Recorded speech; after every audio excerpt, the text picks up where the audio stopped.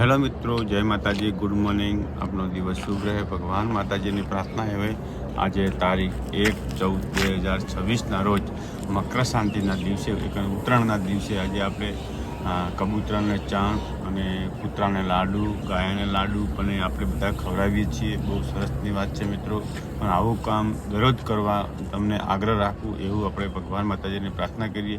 એવું નથી કહેતા કે તમે એક દિવસમાં બધું દાન કરી નાખવું, પણ દાન મિત્રો આજે કરવું જરૂરી છે અને કાયમ માટે પણ કરવું જરૂરી છે મિત્રો।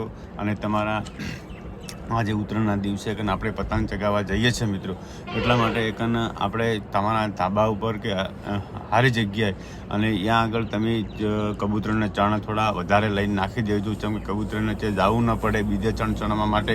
એકન બીજે ચણ ચણવા જતા હોય તો દોરી તમારી વશમાં આવી જાય, એટલા માટે એમને પણ જોખમમાં થાય છે મિત્રો। એમનો પણ પરિવાર હોય છે, એકન ધ્યાન રાખવું જરૂરી છે મિત્રો।